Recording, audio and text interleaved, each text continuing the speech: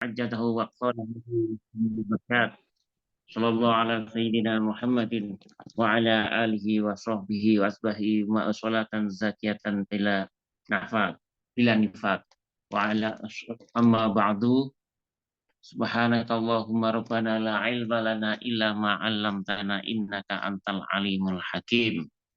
Alhamdulillah, pagi hari ini kita masih diberi kesempatan oleh Allah Subhanahu wa taala. Kita masih diberi kesehatan oleh Allah Subhanahu wa taala sehingga kita semua pagi hari ini bisa kembali beristiqomah mengikuti kajian kitab Syarah Al-Hikam. Ini semua tidak lain dan tidak bukan karena fadilah dari Allah Subhanahu wa taala. Salawat salam kita aturkan kepada junjungan Nabi besar Muhammad sallallahu alaihi wasallam, karena beliaulah kita semua ditakdirkan memegang erat akidah dan agama Islam. Bapak Ibu jamaah kajian kitab tafsir Al-Hikam, tentunya kami semua dari pengurus Pondok Pesantren Nurul Hikam mengucapkan minal aidin wal faizin, mohon maaf lahir dan batin atas segala kesalahan kekhilafan kami selama 1 tahun yang lalu barangkali dan sebelumnya. Harapannya tentu kita semua di depan menjadi lebih baik, hidup kita lebih tertata, dan juga semoga barangkali di antara kita jamaah yang saat ini masih ada yang sakit bisa segera diberi sembuh, diangkat penyakitnya, termasuk keluarga kita, saudara kita, teman kita yang sakit juga segera diangkat penyakitnya. Bapak Ibu, kali ini kajian ke-31, semoga ini bisa memberikan manfaat untuk kita. Tidak berpanjang kata, kami persilahkan kepada Ustadz Adim untuk menyampaikan kajiannya. Tafadhol Ustadz.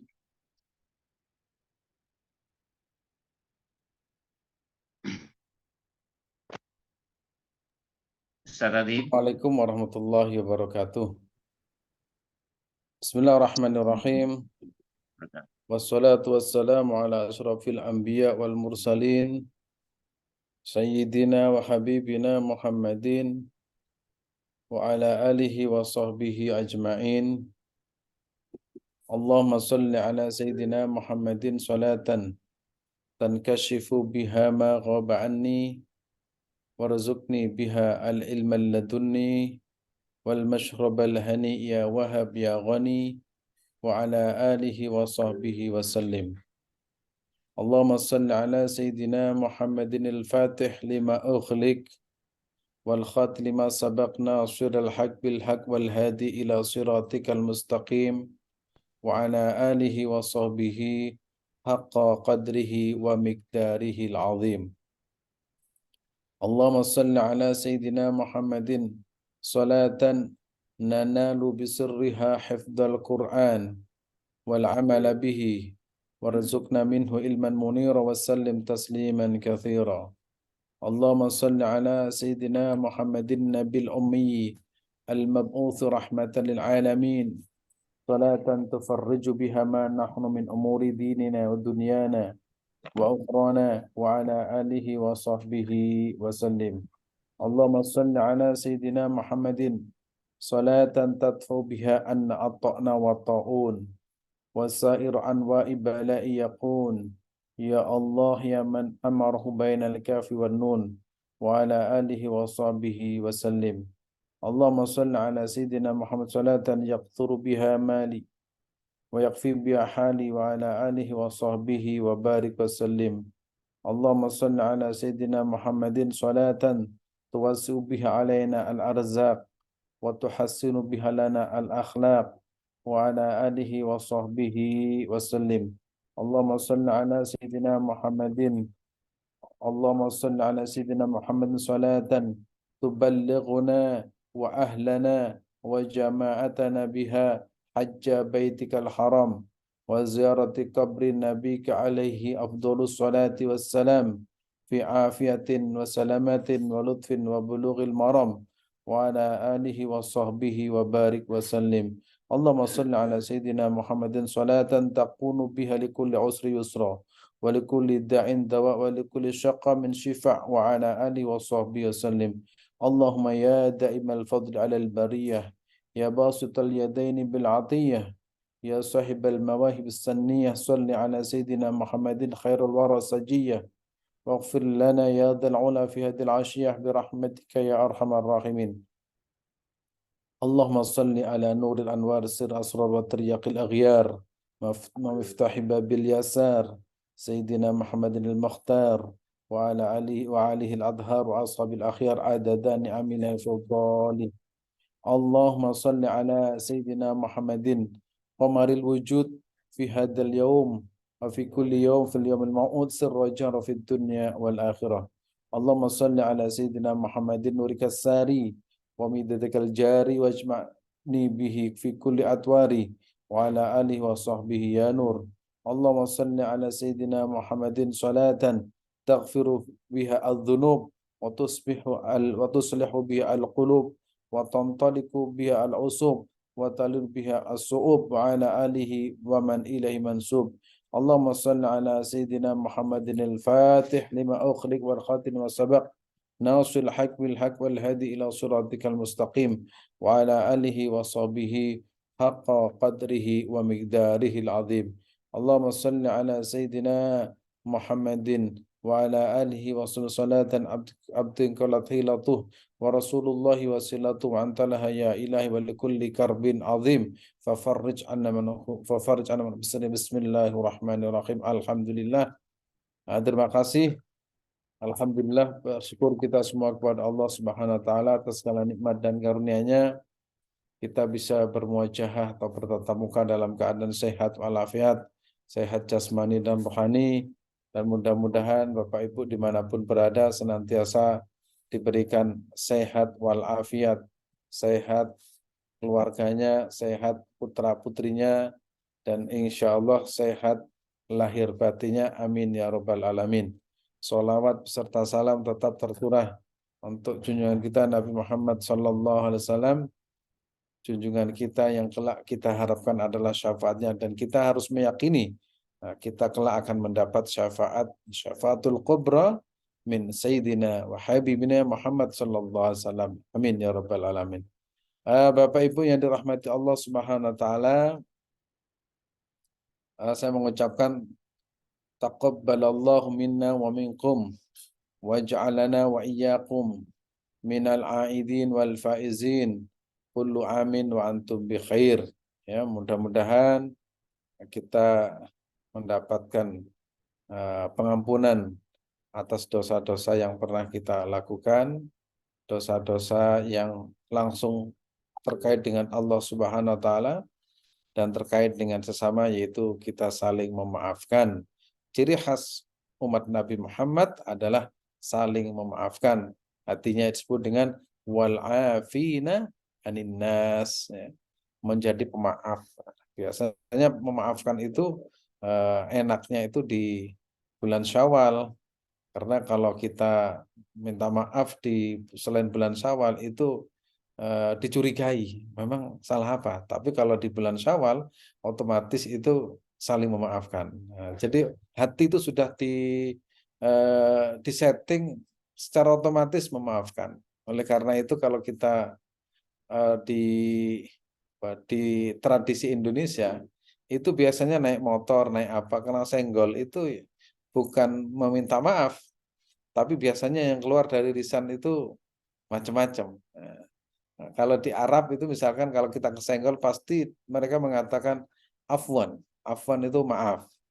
Kalau di Australia atau di berbagai belahan Eropa itu kalau kita kena senggol itu pasti mengucapkan I'm sorry.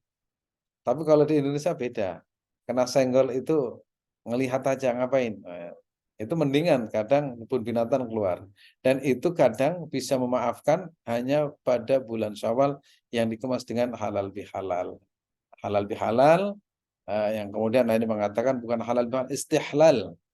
Istihlal itu apa? Saling menghalalkan, karena mau tidak mau kita sebagai manusia mungkin pernah berbuat salah, dan kesalahan itu pasti terjadi karena memang manusia itu tempat salah dan lupa, baik sengaja atau tidak sengaja. Maka kesempatan yang sangat berbahagia dan mulia ini mari kita saling menghalalkan, memaafkan, dan kalau sudah saling memaafkan berarti kita masuk kategori yang disebut Al-Quran adalah wal afina anin nas, ya, itu menjadi orang yang pemaaf. Tidak ada yang lebih mulia menjadi umat Nabi Muhammad itu saling memaafkan. Nah, mudah-mudahan kita terus-menerus menjadi orang yang disifati oleh Allah Subhanahu wa taala menjadi orang yang pemaaf. Pemaaf. Jadi memaafkan sebelum kita dimintai maaf. Jadi hatinya itu bersih, bening seperti embun. Tuh, ya. Untuk itu kita akan lanjutkan, ya. Kita lanjutkan pada pertemuan kali ini yaitu makalah yang ke-33 ya, 33 atau 32. Saniyah. Al-Hikmah Ats-Tsaniyah wa Tsalathun, ya, ke-33. Bismillahirrahmanirrahim. Qala al-muallifu rahimallah wa nafa'ana bihi wa bi ulumihi fid dharaini amin ya rabbal alamin. Yaitu ke Ats-Tsaniyah, ya, yang ke hikmah yang ke-32, ya, ke-32. Bismillahirrahmanirrahim. Qala al-muallifu rahimallah wa nafa'ana bihi wa bi ulumihi fid dharaini amin ya rabbal alamin. Al-hikmah ats-tsaniyah wa tsalathun. Ini masih ada kaitannya dengan yang sebelumnya, di mana pada pertemuan sebelumnya itu manusia dibagi dua. Pertama yaitu orang yang sedang berjalan menuju Allah, yang kedua sudah sampai. Kedua-duanya itu kriterianya sudah menjadi kekasih Allah Subhanahu wa taala. Nah, hari ini kita akan membahas tentang manusia yang pertama yaitu orang yang disebut dengan sibuk, ya. Sibuk dengan berzikir tapi mengharapkan keramat. Yang kedua yaitu usaha seorang hamba yang ingin mendekatkan diri kepada Allah Subhanahu wa taala dengan berzikir, dengan beribadah, tetapi tidak ingin mendapatkan keramat. Maka di sini akan dibahas. Kita mulai. Bismillahirrahmanirrahim.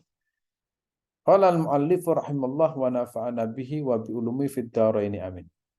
Tasawwufuka ila ma batana fika minal uyubi khairun min tasawwufika ila ma hujiba anka minal ghuyubi.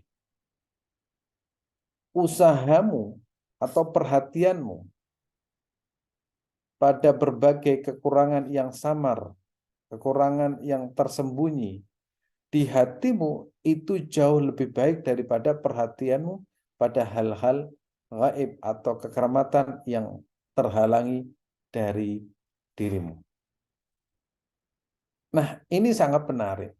Manusia itu biasanya kalau beribadah kepada Allah Subhanahu wa taala, orang yang beribadah, baik ibadah yang sifatnya wajib atau sunnah, atau sifatnya itu anjuran, itu biasanya yang ditanyakan itu keistimewaannya apa? Kelebihannya apa? Kemudian fadilahnya apa? Saya kalau membaca ini kira-kira dapat apa? Nah, itu biasanya manusia seperti itu. Kalau misalkan ada orang sholat tahajud itu manfaatnya apa? Soalnya manusia itu pokoknya segala sesuatu itu dihitung dengan apa, dikonfirmasikan dengan bentuk materi. Padahal materi itu kan akan sirna dan sifatnya itu terbatas. Maka di sini orang yang punya perhatian dengan berbagai kekurangan yang samar tersembunyi di dalam hatinya lebih baik daripada perhatian orang yang fokus pada hal-hal gaib, kekeramatan yang terhalangi dari. Jadi kalau misalkan kita itu membaca sholat malam, ini kira-kira manfaatnya apa? Apakah bisa menambah kekuatan saya, apakah bisa menjadikan saya lebih keramat, apakah saya bisa menjadi orang yang lebih mulia, apakah nanti harta saya itu bisa bertambah, apakah nanti itu terus dihitung terus menerus. Nah, di sini tasawuf ka ila ma batana fika minal uyubi khairu min tasawuf ila ma hujiba anka minal ghuyubi. Jadi yang demikian yaitu perhatian kita pada berbagai kekurangan ya, kita banyak kekurangan. Kekurangan yang kita miliki itu Pak ya, sebagai manusia pasti punya sifat iri, dengki, hasud, riya, takabur, sum'ah, namimah, ya, dendam, itu pingin tenar, pingin dikenal, pingin dihormati, itu namanya kekurangan yang kita miliki. Nah, kalau kita mempunyai perhatian terhadap apa yang kita miliki, kekurangan kita, itu jauh lebih bagus. Itu lebih bagus. Daripada apa? Daripada kita membaca zikir manfaatnya ini, manfaatnya ini. Karena kalau kita logikakan, kalau kita mempunyai rumah, kalau kita mempunyai kamar yang indah, ya, itu kalau kita ingin rumah kita bagus, terlebih dahulu dibersihkan dari berbagai kotoran. Ya, rumahnya itu kamarnya itu dibersihkan terlebih dahulu. Baru setelah bersih dari berbagai kotoran, disapu, dicat dan sebagainya, baru kemudian dihiasi, ya, dihiasi dengan berbagai bunga, berbagai hiasan dan wangian. Nah, yang seperti ini, perhatian pertama yang harus kita lakukan adalah perhatian terhadap kekurangan-kekurangan kita. Baru kemudian secara otomatis kekeramatan itu akan muncul. Kalau saya ibaratkan begini, kalau kita melaksanakan sholat tahajud, yang kita cari keramatnya atau kita ingin istiqomahnya. Nah, tapi umumnya manusia itu akan mencari keramatnya. Makanya kadang kalau sholat sudah setahun misalkan, saya biasa-biasa aja tuh mau sholat sudah setahun nggak ngefek sama sekali. Oh itu berarti orang yang kalau disebut di sini itu adalah dia itu mencari keramat. Padahal keramat itu muncul kalau sudah istiqomah. Nah, jadi langkahnya itu istiqomah dulu baru akan muncul keramat. Kalau orang pingin mendapatkan keramat, ya, itu pasti akan putus asa. Sehingga para ulama, para kiai, para habaib, para asyraf, ya, itu guru-guru kita mengajarkan tuh istiqomah, ya, istiqomah sholat duha, istiqomah sholat witir, istiqomah sholat tahajud, istiqomah baca Al-Quran, istiqomah ngaji Al-Hikam, istiqomah wirid, itu semua istiqomah. Itu tanpa harus meminta kekeramatan, itu keramat akan muncul dengan sendirinya. Tetapi manusia sekali lagi itu kan suka diiming-imingi. Ya seperti anak kecil, kamu nanti kalau terawihnya selesai sampai 1 bulan saya belikan sepeda. Oh itu semangat kan terawihnya. Ternyata pas selesai orang tuanya nggak punya duit, nggak bisa beli sepeda, itu kan kecewa. Nah, kecewa. Sama dengan kita. Sholat duha yang istiqomah, insya Allah nanti akan mendapatkan rezeki lancar. Pas setahun kok belum dapat, karena Allah itu punya punya keinginan lain yang tidak bisa diintervensi oleh manusia. Pas setahun ternyata tidak ada hasilnya. Itu kan akhirnya menyalahkan sholat duha. Percuma sholat duha itu, teman saya itu sholat duha ya tetap melarat. Dia tetap sengsara. Nah, karena memang tidak diajari basicnya bahwa kita beribadah itu semata-mata karena Allah Subhanahu wa taala, bukan mencari keramat. Nah, di sini tasawwufuka ila ma batana fika minal uyubi khairun. Perhatianmu, usaha dirimu untuk mencari kekurangan yang kau miliki, ya, yang tersembunyi dalam diri itu jauh lebih baik daripada perhatian kalian, ya, terhadap barang gaib atau keramatan yang menghalangi darimu. Mudah-mudahan kita senantiasa mendapatkan pertolongan dari Allah Subhanahu wa taala. Terus kita lanjutkan. Ya. Mencari aib sendiri untuk meningkatkan kualitas diri. Nah, kita harus tahu kekurangan kita itu apa. Tanpa mengetahui kekurangan kita, itu kita tidak akan bisa memperbaiki diri kita. Sehingga ada sebuah pepatah begini. Barang man arafa nafsahu faqad arafa rabbahu. Siapa yang sudah mengenali diri sendiri, dia akan mengenali Tuhannya. Jadi, nah di sini ada keterangan ya, sudah sayugjanya seorang hamba mencari dan memperhatikan aib sendiri. Aib kita apa? Ria. Ya, kita sholat itu kan kadang itu muncul ria. Ria yang ya ria, namanya ria itu pingin pamer. Ya, maka ini penyakit yang seperti ini kan susah untuk dihilangkan. Seringkali saya sampaikan itu harus punya seorang guru agar supaya kita itu bisa mengenali diri kita sendiri, kekurangan kita sendiri. Riya ya, riya dalam bersedekah, riya dalam beribadah, riya dalam bertarawih, riya dalam berhaji, riya dalam semuanya itu punya potensi riya. Sombong, ya sama. Kita punya sesuatu itu pinginnya itu orang melihat kita. Punya suara bagus pinginnya orang itu melihat pada kita semua. Kita punya duit banyak pinginnya itu kita sedekah agar orang melihat duit kita. Itu semua itu penyakit hati. Dan kita harus mengenali diri sendiri. Nah, ini pentingnya itu kita harus mengenali diri sendiri.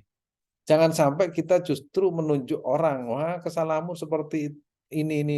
Nah, ya kalau sudah menunjuk orang itu berarti menuduh orang. Makanya mau tidak mau kita harus punya guru yang bisa menuntun kita. Saya sendiri sudah sudah sering ke beberapa ulama, para kiai. Ya, memang niat saya itu ingin memperbaiki diri karena tanpa seorang guru kita tidak akan bisa mengenal Tuhan kita. Sehingga ada satu ungkapan begini, laulal murabbi ma'araftu rabbi, seandainya tidak ada seorang guru, mungkin aku tidak akan mengenal Tuhanku. Gila jabatan, memperturutkan hawa nafsunya, mencintai harta benda, senang dengan popularitas, suka menjilat, mencari sanjungan, kemudian menghapus dan menggantinya dengan kemudian setelah mampu meruntuhkan ya penyakit-penyakit atau kekurangan-kekurangan atau aib-aib kita sendiri, kita hapus ya dengan sekuat tenaga satu persatu dan menggantinya dengan mujahadah. Mujahadah itu apa? Mujahadah itu dari jahada itu bersungguh-sungguh di dalam beribadah. Riyadhah, riyadhah itu bahasa Jawanya itu tirakat. Nah, tirakat meninggalkan meninggalkan perkara-perkara yang tidak pantas. Itu harus kita ganti. Kuat, termasuk sholat malam, puasa itu kan riyadhah. Riyadhah agar supaya kita itu semakin kuat, batin kita itu semakin kokoh. Selanjutnya tidak perlu ya bagi seorang hamba berusaha untuk mengetahui sesuatu yang gaib yang berada di luar alam nyata. Nggak perlu misalkan, wah saya ingin ketemu bangsa jin, saya ingin mendapat ini. Itu namanya mencari keramat. Keramat itu atau sesuatu yang gaib itu tidak akan muncul kecuali kalau kita sudah istiqomah. Keramat itu ada dua, keramat yang asli, yang kedua keramat yang dibuat-buat. Nah, kalau keramat yang dibuat-buat itu biasanya dukun, ada keris yang kemudian ujungnya itu bisa menyala. Wah itu keramat yang dibuat-buat atau kolaborasi dengan bangsa jin. Bisa, bisa. Nah, misalkan bisa menggandakan uang. Nah, ini menggandakan uang, enak kalau bisa menggandakan uang. Pasti laku itu menggandakan uang, menggandakan rumah, menggandakan motor, mobil. Wah, nggak perlu bank itu, nggak perlu showroom. Itu karena mereka itu yang suka seperti itu, ya, itu orang yang hatinya itu terlalu mencintai dunia sehingga kadang tuh lupa dengan Tuhannya. Itu baru-baru ini ada yang di mana di Banjarnegara ada orang ingin kaya. Akhirnya datang kepada siapapun yang bisa menggandakan uang. Akhirnya nyawanya melayang. Akhirnya menjadi tumbal. Ada berapa puluh orang itu mati. Sudah menyetorkan uang. Terus uangnya nggak kembali. Pokoknya kalau terlalu mencintai dunia pasti akan terperosok di dalamnya. Tapi kalau kita mencintai Allah Subhanahu Wa Taala, dunia akan datang kepada kita. Nah itu tinggal dibalik saja. Kalau kita mencintai dunia pasti kita akan tersesat. Tapi kalau mencintai Allah, dunia akan datang kepada kita. Ya sudah kadung dicintai oleh Allah Subhanahu Wa Taala. Kadang kita tidak perlu banyak bekerja, tapi Allah berikan kecukupan. Ya kecukupan, bukan kekayaan. Ya kecukupan. Maka kita tidak perlu ya, tidak perlu bagi seorang berusaha untuk mengerti sesuatu yang gaib, yang keramat berada di alam nyata atau ingin mempunyai karomah dan lain sebagainya. Nggak perlu. Apalagi berusaha mencari kesalahan dan kekurangan sama. Orang yang mencari kekurangan diri sendiri, maka dia akan menjadi mulia di hadapan Allah Subhanahu wa Ta'ala. Nggak usah pingin sakti, nggak usah pingin apa namanya, ya pokoknya yang keramat-keramat itu. Pokoknya kalau pingin kita keramat istiqomah itu. Jalurnya jalur istiqomah. Apa saja wirid yang sudah saya tulis, yang sudah saya bagikan itu di istiqomah, khususnya sholawat itu. Insya Allah kalau kita istiqomah itu akan ada karomah, keramat yang muncul. Entah anaknya itu dituntun oleh Allah, diberikan kecerdasan, dimudahkan menghafal Al-Quran, Allah berikan kekayaan yang cukup, bisa berbagi, bisa bikin masjid, bikin itu barokah dari sholawat. Pokoknya kita istiqomah saja. Ya, istiqomah insya Allah itu ada keberkahan. Kadang kita tidak merasa kalau kita itu keramat. Nah, itu berarti top. Ya. Orang yang sudah istiqomah dalam beribadah itu nanti ada keterangan, ada namanya thamaratul ibadah, ada buah dari ibadah itu. Dan orang ini tidak pernah minta, tidak pernah minta. Tapi itu anugerah dari Allah Subhanahu wa taala. Anugerah dari Allah Subhanahu wa taala. Kadang dirinya tidak merasa kalau dirinya itu keramat. Kalau merasa dirinya keramat itu biasanya dukun ya. Itu bedanya para ulama dengan dukun seperti itu. Para ulama itu ya ibadah biasa-biasa saja, tapi mereka istiqomah. Nah, dan mereka tidak ingin mendapatkan keramatan, ingin melihat sesuatu yang tidak. Baginya itu semua hari sama, yaitu tetap munajat beribadah kepada Allah Subhanahu wa taala. Nah, itu caranya, cara mencari aib diri sendiri untuk meningkatkan diri sendiri. Setelah tahu kekurangan-kekurangan itu kita buang satu persatu kekurangan itu, kita mujahadah, bersungguh-sungguh, riyadhah kepada Allah Subhanahu wa taala ya, beribadah kepada Allah Subhanahu wa taala dan otomatis nanti kekeramatan itu akan muncul. Terus lanjut.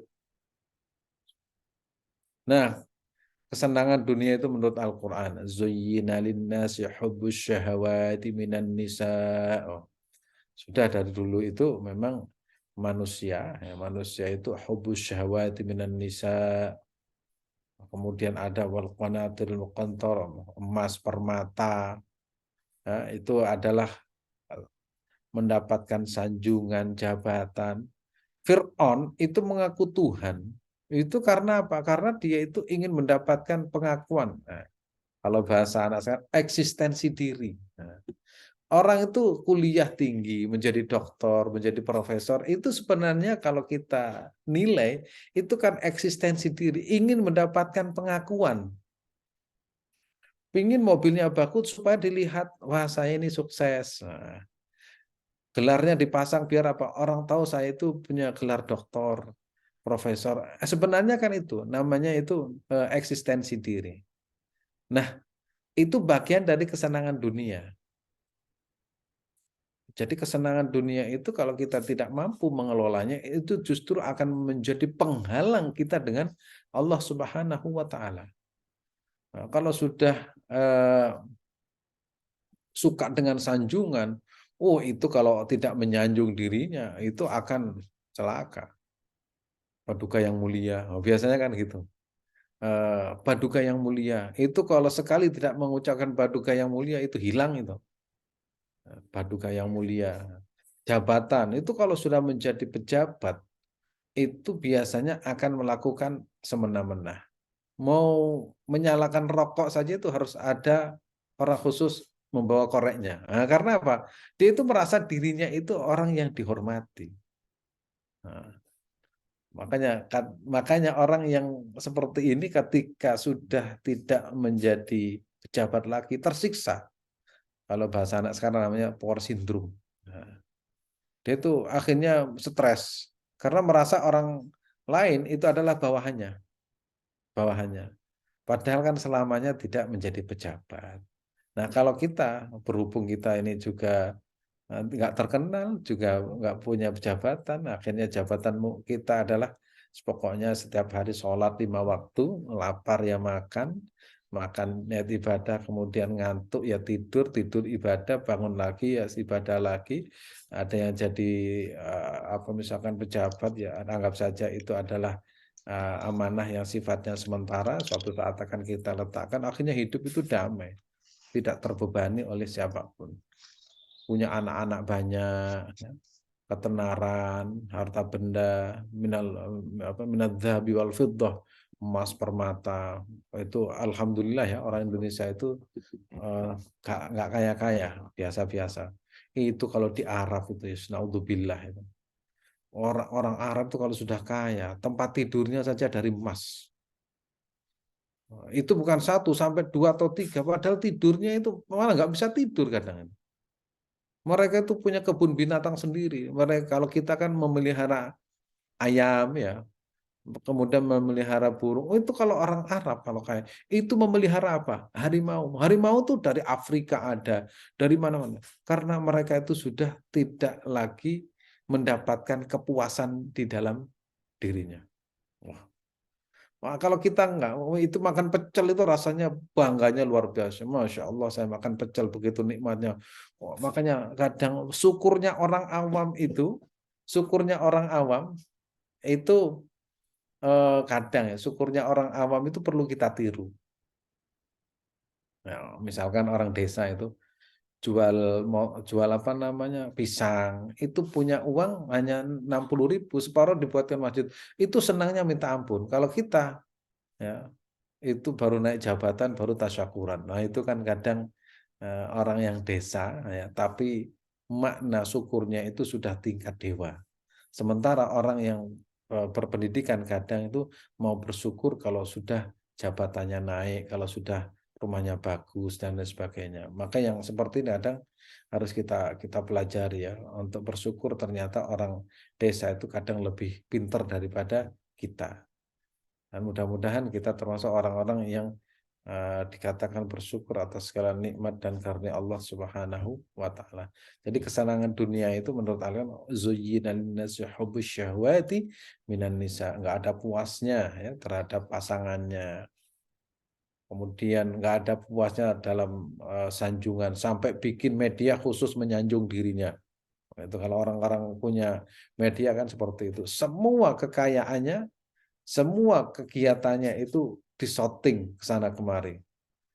Jangan sampai ada kekurangan yang muncul. Begitu wartawannya keliru, oh itu langsung dipecat.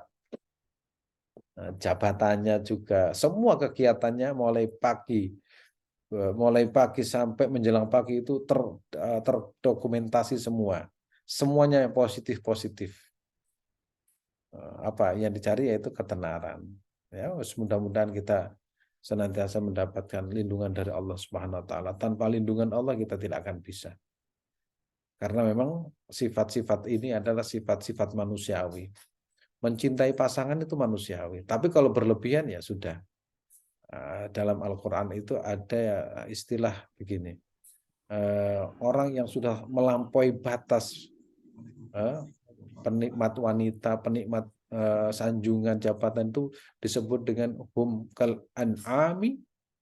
Mereka itu diibaratkan seperti al-an'am. Apa itu binatang, bal adall, kadang lebih parah. Naudzubillah, naudzubillah. Terus lanjut. Mencintai harta ya, ada dua, mencintai jenis harta sendiri, mencintai harta karena manfaatnya. Nah, kita nanti akan tahu kita itu mencintai harta itu karena yang pertama atau yang kedua. Kita bisa mengidentifikasi diri kita sendiri tanpa harus mengidentifikasi orang lain. Kita lihat.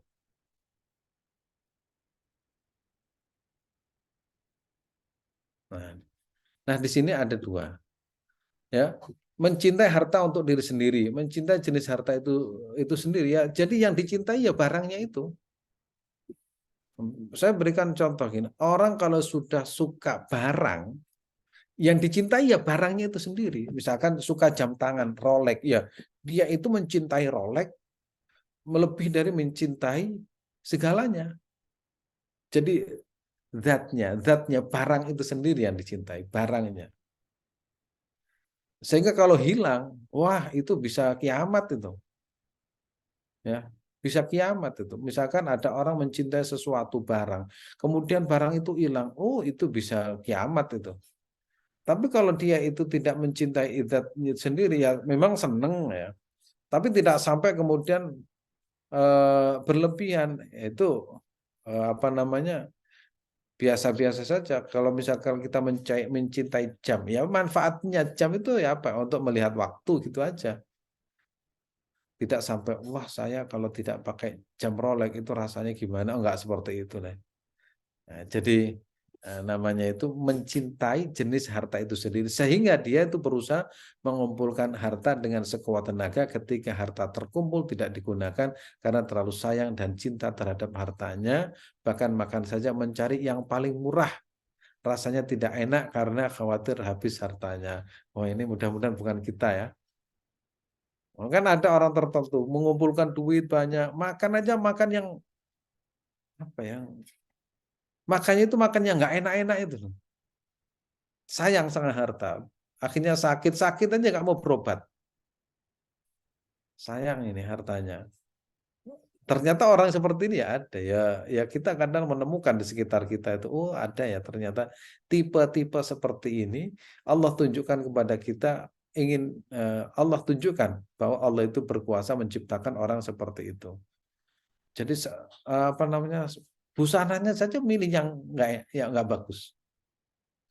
Kendaraan saja itu ya nggak bagus. Nah, ini karena apa? Ya dia itu mengumpulkan harta benda begitu banyak, tapi itu senang dengan barangnya itu sehingga tidak dan mudah-mudahan bukan kita ya. Ada orang yang punya sarung bagus tapi taruh di lemari nggak pernah buat sholat. Tapi kalau madhabnya Imam Abu Hasan Asyadili mencintai harta itu bukan hartanya tapi manfaatnya. Nah, sehingga kalau orang punya sarung bagus, sarung BHS dipakai untuk sholat. Besoknya pakai ini, ingin menunjukkan kepada zat yang memberi yaitu Allah Subhanahu wa taala. Nah, itu bedanya orang mencintai zat harta itu sendiri dan orang yang mencintai manfaatnya. Berikutnya itu mencintai harta karena manfaatnya. Karena dengan harta tersebut dia bisa memenuhi syahwat keinginannya mulai makanan yang enak dan lezat, kendaraan, sawah dan kebun bahkan dan ini ya mencintai karena manfaatnya. Ini kalau tidak disandarkan kepada Allah itu juga bahaya. Misalkan manfaatnya apa? Oh, saya punya harta ini, saya bisa ini, bisa ini, bisa ini. Semua bisa dilakukan dengan hartanya. Nah, tapi kalau tidak disandarkan kepada Allah itu tetap bahaya. Tetap bahaya. Nah, kalau biasanya, kalau yang pertama itu akan melahirkan orang yang pelit, kalau yang kedua ini akan melahirkan orang yang foya-foya, ya foya-foya dan lupa kepada yang memberi harta itu sendiri, yaitu Allah Subhanahu wa taala. Tapi kalau kita insya Allah tidak seperti itu. Karena manfaatnya, tapi disandarkan kepada Allah Subhanahu wa taala. Pasti ada hak orang lain di situ, 2,5%. Ya, 2,5%. Itu minimal lah. Kalau orang dermawan itu bukan 2,5%, lebih banyak lagi. Karena apa? Dia meyakini bahwa apa yang dimiliki itu bukan hasil kinerjanya, tetapi dia itu meyakini itu adalah anugerah Allah Subhanahu wa taala. Lanjut.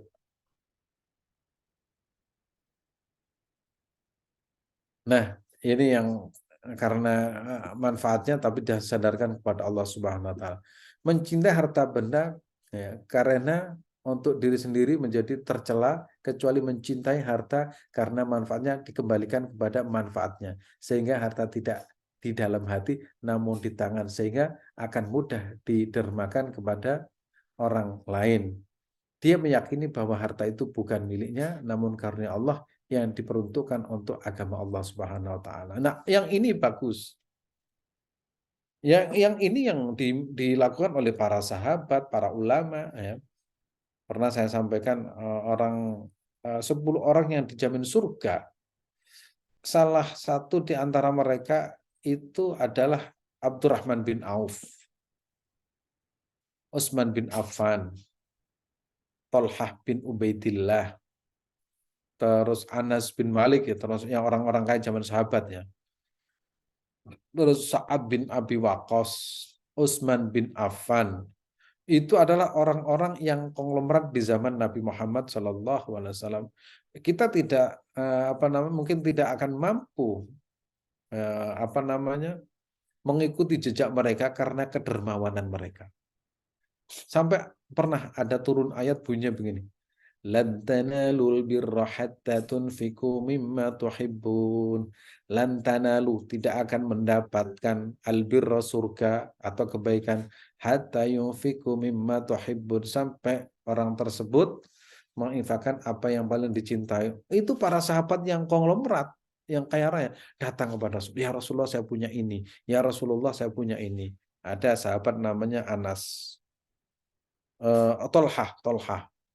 Ya Rasulullah, saya punya gazebo. Saya punya tempat yang paling saya cintai, ya, di Rubiroha namanya. Itu tempat itu untuk istirahat saya. Di situ ada kolamnya, di situ ada gazebonya, ada kayak hotel lah, kayak di Bogor lah. Itu yang saya infakkan ya Rasulullah. Oh, sampai seperti itu. Ya. Makanya kemudian para ulama itu mengajarkan begini, kalau kita mau berbagi kepada orang lain, maka berbagilah yang terbaik. Nah, saya contohkan kalau bulan puasa itu begini, kalau kita buka puasa dengan kurma, misalkan ada kurma yang enak itu namanya sukari, ya misalkan sukari. Itu yang kita makan sukari, yang kita berikan kepada orang lain juga mestinya sukari. Misalkan kita berikan kepada orang lain waktu buka puasa di masjid, ya sukari, jangan sampai terbalik. Untuk dirinya itu yang terbaik, kemudian untuk orang lain itu yang 10.000 1 kilo itu. Wah, itu yang di dalamnya ada apa namanya? Ada binatangnya itu. Wah, itu kebalik. Kalau kita tahu ya ayat ini lan tanalul birra, tidak akan mendapatkan balasan surga sampai dia itu menginfakkan apa yang paling dicintai. Wah, itu seperti para sahabat, berarti kita itu termasuk kategori ini, mencintai harta karena manfaatnya dan disandarkan kepada Allah Subhanahu wa taala, sehingga dia itu tahu haknya Allah Subhanahu wa taala. Berikutnya, dengan harta dia itu bisa beribadah, tahu manfaatnya, bukan untuk dikumpulkan, tapi wah ini waktu haji ya berangkat haji, mahal nggak apa-apa, Allah yang memberi, uang Allah saja nggak hitung-hitungan, masa kita mau hitung-hitungan dengan Allah Subhanahu Wa Taala. Jadi Allah memberikan nikmat kepada kita itu nggak pernah hitung-hitungan, tapi kita yang diberi itu kadang hitung-hitungan, ya. Bisa beribadah haji, umroh, berbagi sedekah ya, kepada orang lain, dengan harta bisa berbuat untuk sesama umat Nabi Muhammad, dan bisa membela dan berjuang di jalan Allah Subhanahu wa taala. Nah, kita mengerti ini semua karena yaitu ada yang membimbing kita. Nah, kalau tidak ada yang membimbing, sedekahnya nanti akan salah juga. Nah, misalkan ya, tanpa bimbingan seorang guru, sedekah jumlahnya banyak. Untuk apa? Oh, ini untuk perjuangan Islam. Ya, memang betul. Tapi ternyata yang menerima itu bukan berjuang untuk Islam, tapi berjuang untuk merusak Indonesia. Nah, kan banyak seperti itu. Merusak Indonesia. Nah, itu ada temannya Mas Tolib itu. Akhirnya sampai ke negeri Syria, di sana itu perang. Oh, dia mengumpulkan harta banyak dari orang-orang kaya. Orang-orang kayanya itu pinginnya itu berjuang di jalan Allah Subhanahu wa taala, tapi ternyata untuk berjihad yang jihadnya itu salah sasaran, ya dibunuh sesama umat Islam. Naudzubillah tsumma naudzubillah. Alhamdulillah temannya Mas Thalib sudah bertobat kembali ke Indonesia, tapi katanya menikmati Nusa Kambangan 3 tahun. Ya, 3 tahun apa berapa. Terus kita lanjutkan. Mencintai harta bisa menutup hati manusia. Ya, mencintai, ya, terlalu mencintai harta, itu bisa menutup.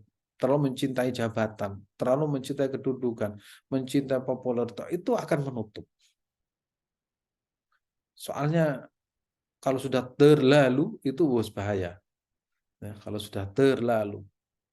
Nah, kemudian supaya tidak terlalu, nah, khairul umuri awsatuha, sebaik-baik perkara itu ya biasa-biasa saja, tengah-tengah, santai-santai saja. Diberikan harta banyak, tetap rajin sedekah, rajin sedekah, nggak punya duit, sabar. Nah, kalau banyak duitnya itu meraih surga dengan kedermawanan, kalau tidak punya duit meraih surga dengan kesabaran. Tahu konsekuensinya itu apa? Karena kalau dia itu fakir, kalau dia itu melarat, dengan kemelaratannya itu hatinya dibuka oleh Allah Subhanahu wa taala. Kalau kaya, ya, dia tidak merasa bahwa itu hasil dari jerih payahnya, akhirnya dia menjadi kekasih Allah melalui hartanya. Kedua-duanya bisa, ya. Kedua-duanya juga menjadi potensi yang buruk.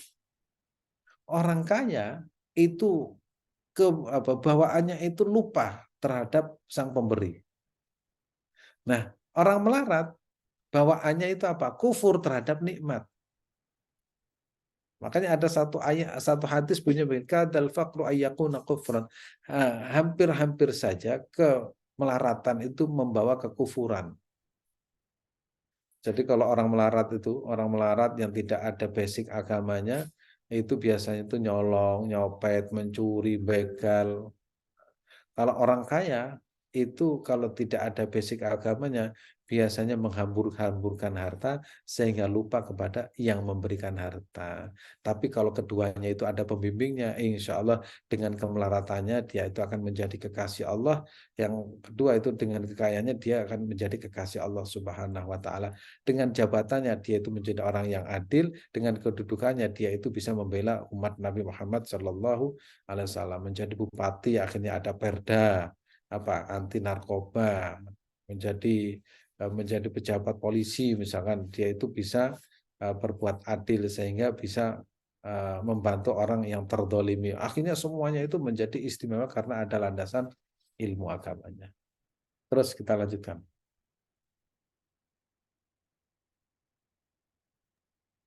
Sudah terakhir ini Ustaz. Oke. Berarti ada yang terlewatkan. Nah, saya akan tambahkan di sini sedikit. Nah, langkah memperbaiki diri ya, langkah-langkah memperbaiki diri. Ya, pertama berdoa kepada Allah agar dibersihkan dari sifat-sifat tercela. Kemudian selalu berpikir positif. Kemudian mencari kekurangan yang kita miliki. Berikutnya yaitu beribadah sekuat tenaga kepada Allah Subhanahu wa taala, ya. Kemudian selalu minta bimbingan kepada gurunya agar supaya terus mendapatkan bimbingan ke jalan Allah Subhanahu wa taala. Kalau bahasa agamanya itu mursyid ya, pembimbing hati kita itu adalah guru-guru kita. Saya barusan kemarin sore dari kediaman Ustadz Ihya Ulumuddin minta ijazah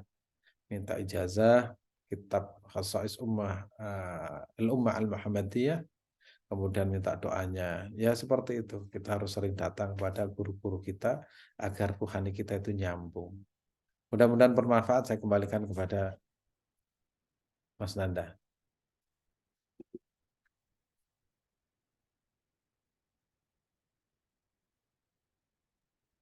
Baik, Ustaz Adim. Jadi Mas Talib.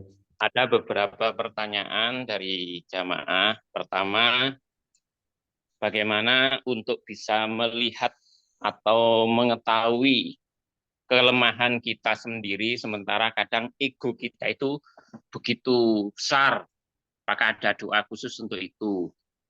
Berikutnya, pertanyaan kedua, bagaimana ketika seseorang itu menjalani puasa, ini konteksnya beda, menjalani puasa itu digabung atau disatukan. Puasa apa namanya, Syawal, Yaumul Bid, dan puasa-puasa lain dijadikan satu. Terus ketiga pertanyaannya adalah ada fenomena apa saat ini kok banyak sekali di media sosial orang pamer harta, atau flexing istilahnya itu. Itu fenomena apa sih sebenarnya yang sedang terjadi? Kemudian yang keempat ini sama pertanyaannya tadi, mengetahui kekurangan diri bagaimana. Kemudian telah menjadi mursyid kami selama ini. Setelah oh ya oke, itu aja Ustaz. Mungkin pertanyaannya yang lain sama. Terima kasih. Yang ingin pertama saya jawab adalah masalah puasa. Jadi Allah memberikan kemudahan kepada kita kalau kita niat puasa Syawal, dipaskan pas hari Yaumil Bid itu enak. Nah, 3 in 1 ya. Kita niatnya Syawal tapi puasa Bid juga dapat pahala. Karena sama-sama sunnahnya. Ya, sama-sama sunnahnya. Bisa. Kalau nggak bisa itu wajib ya. Ya, wajib itu tersendiri. Kalau sunnah itu misalkan pas hari Senin, ya niat puasa Senin. Apa puasa Syawal, tapi pas hari Senin. Itu berarti kita mendapatkan puasa hari Senin. Nah, jadi niatnya begitu nanti. Puasa Syawal itu tidak harus berturut-turut ya. Ya, tidak harus berturut-turut, bisa ditaruh pada hari Senin dan hari Kamis. Berarti kalau sebulan hari Senin dan Kamis itu tiga minggu selesai. Kalau hari ayam belbit, nah, tambah gampang. 11, 12, 13 atau 12, 13, 14 sudah selesai. Nah, kemudian ditambah lagi dengan Senin Kamis sudah tuntas sudah. Nah, yang menjadikan pembeda itu adalah niat kita. Niat kita pokoknya niat Syawal, ya insya Allah semua terlampaui. Ya, terlampaui. Kan malaikat itu lebih pinter kok, lebih pinter daripada kita. Kan nggak usah diterangkan kepada malaikat. Malaikat, kamu harus nyatet ya, ini puasa saya itu Syawal, saya gabungkan dengan puasa nanti. Oh, nggak usah diterangkan gitu, malaikat sudah ngerti nanti. Kalau kita terangkan kepada malaikat, malaikat tambah ini kamu memang saya nggak ngerti, saya itu sudah ditugaskan untuk mencatat ini. Ya, itu caranya ya. Dan itu ulama semuanya seperti itu. Ya, ulama seperti itu. Kemudian doanya, ya, ada satu doa itu yang sering saya baca. Allahumma ja'alni abdan syakura, waj'alni abdan sabura, waj'alni fi a'inin nasi saghira, waj'alni fi a'inin nasi waj'alni fi a'inin nasi kabira, waj'alni fi ainayya saghira. Nah, artinya, ya Allah jadikanlah aku hamba yang banyak bersyukur, menjadi hamba yang banyak bersabar, jadikanlah aku di mataku sendiri adalah orang yang paling rendah, dan di mata banyak orang adalah orang yang paling tinggi, paling mulia, orang besar. Artinya kita itu walaupun kita dihormati, dimuliakan orang, tapi tidak pernah terlintas dalam diri kita itu merasa lebih baik dari orang lain. Itu namanya sikap tawadhu. Jangan terbalik. Kita merasa besar, tetapi orang tidak pernah menghormati kita. Nah, itu kan sengsara seperti itu. Merasa diri itu hebat, tapi orang lain itu menghina kita tiap hari. Di sekitar kita, ngerasani kita. Kan lebih bagus kita merasa itu rendah di hadapan diri kita, tapi orang lain itu menghormati kita. Makanya para ulama itu biasanya di komunitasnya itu biasa-biasa saja. Bergumul dengan tetangganya, dengan temannya, dengan kerabatnya, kadang juga makan bareng, diundang tetangganya datang, diundang kawannya datang, karena tidak merasa dirinya itu hebat. Sebaliknya ada orang yang kamu harus datang ke rumah saya memuliakan. Akhirnya orang setelah pulang itu orang itu loh. kok pinginnya dihormati tapi ya tidak pernah datang ke rumah saya. Masa saya disuruh datang? Nah, jangan terbalik seperti itu. Itu doanya itu, Allahumma ja'alni abdan syakura waj'alni abdan sabura waj'alni fi ainayya saghira waj'alni fi ayunin nasi kabira. Itu doanya. Nanti saya tulis, saya kirimkan doanya itu. Gitu. Terus satunya apa tadi Mas?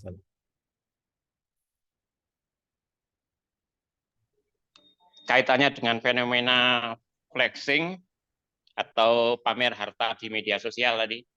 Ya, memang itu di Cina seperti itu. Banyak faktor kok.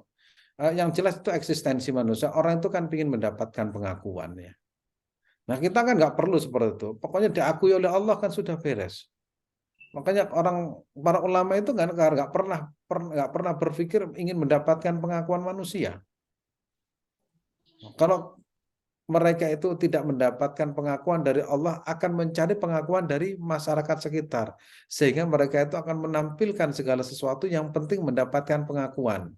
Nah, kalau mereka itu punya duit, akhirnya menjadi sultan-sultan baru, yang akhirnya satu persatu dipenjara sultannya. Nah, itu sultan apa? Itu sultan-sultan baru. Karena saya pernah mendengarkan Pak Renaldi ya. Renaldi Kas. Itu ciri orang sultan baru. Nah, itu yang nggak jelas itu. Pertama dia itu mendapatkan harta banyak, tapi dia tidak punya kompetensi dalam bidangnya. Yang kedua, dia itu akan mudah mendapatkan uang tanpa harus ada jaminan. Yang ketiga, dia itu biasanya muncul secara tiba-tiba. Nggak pernah kelihatan kerja, tapi kok kaya. Oh, berarti ada uangnya orang dititipkan ke situ. Nah, sultan-sultan baru tuh seperti itu. Itu yang di Malang ketangkap polisi. Akhirnya sekolah nggak tahu berapa lama nanti di penjara. Makanya kalau kita sandarannya kepada Allah itu enak. Itu nggak beban, sudah. Bergumul dengan tukang becak ya nyaman, bergumul dengan tetangga ya enak, diundang ya datang, kemudian nggak diundang ya nggak sakit hati, pokoknya enak lah. Makan rawon ya enak, pecel ya enak, semuanya makanannya enak. Nggak pernah, karena apa? Yang dilihat itu bukan makanannya, tapi Allah Subhanahu wa taala yang memberikan nikmat. Jadi kita orientasinya itu bukan pada harta, tapi orientasinya kepada Allah Subhanahu wa taala. Jadi eksistensi manusia itu bukan karena manusia, tapi kita itu karena Allah. Dan insya Allah kalau sudah seperti itu nggak usah mencari kemuliaan, dia itu akan mulia-mulia sendiri. Karena sandarannya kepada Allah Subhanahu wa taala. Itu yang saya sebut dengan orang yang tidak keramat itu akan bersandar pada barang. Padahal barang itu akan sirna. Dia itu ingin dihormati orang. Akhirnya dia menampilkan supaya kaya. Nah, ternyata kalau sudah miskin orang nggak hormat lagi. Dia itu ingin dihormati menjadi jabatan. Ketika tidak lagi menjadi pejabat, itu akhirnya ya biasa-biasa. Saya kapan hari ketemu orang dulu pejabat tinggi. Wah, saya mau ketemu saja itu harus harus ada 1, 2, 3, 4, 5 itu harus izin ini. Nah, akhirnya ketemu lagi di masjid. Akhirnya orangnya biasa-biasa saja. Biasa kan, akhirnya sama-sama jadi pengurus masjid. Nah, yang seperti ini, akhirnya kan kita kan enjoy akhirnya. Nggak harus ada protokoler dan lain sebagainya. Ternyata yaitu sifatnya jabatan, harta itu sifatnya sementara. Tapi kalau kita bersandar kepada Allah itu selamanya. Selama kita bersandar, selama itu kita akan mulia. Karena kemuliaan itu bukan bersumber dari barang, tapi bersumber pada zat yang memberi atau zat yang menciptakan kemuliaan itu sendiri, yaitu Allah Subhanahu wa taala. Jangan khawatir ya, kita walaupun nggak kaya, nggak apa-apa. Sama nih Ustaz. Ustaz Adim. Ya. Jadi ada jamaah yang nagih nih Ustaz, bagaimana sholawat yang belum diharokati itu dibaca. Oh iya, nggak apa-apa. Nggak apa-apa. Itu kalau membawa bukunya, kalau sholawatnya insya Allah sudah sebagian sudah saya harokati. Kalau yang Hizbun Nawawi itu memang sebagian itu belum diharokati ya. Ya, seperti Bismillahirrahmanirrahim, Allahu Akbar. Aqulu ala nafsi wa ala dini wa ala ahli wa ala waladi wa ala mali wa ala ashabi. Nah, mungkin diagendakan waktu khusus untuk mengharokati membaca bersama-sama. Oke. Jadi saya baca dari awal, nanti caranya membaca. Nah, itu misalkan kalau saya membacanya biasanya tawasul terlebih dahulu. Tawasul itu yaitu Al-Fatihah untuk guru-guru, untuk Rasulullah itu saya baca terlebih dahulu. Itu tawasulnya. Kemudian tapi sholat tahajud itu biasanya saya membaca La ilaha illallah Muhammad Rasulullah fi kulli lamhati wa nafasi adada nafasi ilmallah. Kemudian baca Sayyidul Istighfar, Istighfar Kabir. Itu saya baca. Kemudian setelah itu saya lanjutkan baca Hasbunallah wa ni'mal wakil. Hasbunallah wa ni'mal wakil 450. Baru setelah subuh itu saya baca namanya Asmaul Husna dan juga Hizbun Nawawi. Salawat. Nanti ada caranya bagaimana. Yang penting sudah punya semua ya. Nanti Mas Nanda biar mengatur waktunya kapan, nanti khusus mengharokati. Jadi judulnya itu mengharokati. Ya. Baik. Baik Ustaz, ini ada terakhir mungkin pertanyaan dijawab, setelah itu ditutup dengan doa Ustaz. Ustaz tadi menyampaikan terkait dengan guru yang akan membimbing kita. Yang definisi guru di sini untuk membimbing rohani dan sebagainya, apakah bisa ya kajian-kajian seperti ini dan seterusnya, itu sudah masuk kategori guru atau belum? Ini pertanyaan dari jamaah seperti itu. Monggo Ustaz, sekaligus nanti bisa ditutup dengan doa. Monggo. Terima kasih. Yang dikatakan guru itu adalah orang yang mengajar. Guru itu kan ada 3 ya. Pertama guru yang mengajarkan ilmu, yang kedua adalah guru yang mengajarkan akhlak, yang ketiga adalah guru yang membimbing rohani kita untuk mencintai Allah dan Rasulullah. Ya melalui proses belajar seperti ini. Saya pun juga selalu datang kepada kemarin Kiai Muhammad Tolha, ya Ulumuddin, kemudian kepada guru saya dalam rangka apa? Menyambung rohani ya. Itu tadi saya laulal murabbi ma'araftu rabbi. Seandainya tidak seorang pendidik, mungkin saya tidak akan kenal Tuhan saya. Dan pengajian Al-Hikam ini ya, melalui proses pengajian seperti ini, kita akan semakin mencintai Allah dan Rasulullah Sallallahu Alaihi Wasallam. Dan saya pun mendapatkan ijazah ini dari berbagai sumber untuk mengajarkan kitab Al-Hikam ini. Dan saya terus belajar supaya saya bisa mengajarkan, dan saya juga bisa mengamalkan, dan saya juga terus belajar sehingga nanti nyambung. Mudah-mudahan bukan hanya di alam fana ini, nanti di surga pun juga akan bisa bersama-sama. Itu Mas Alif.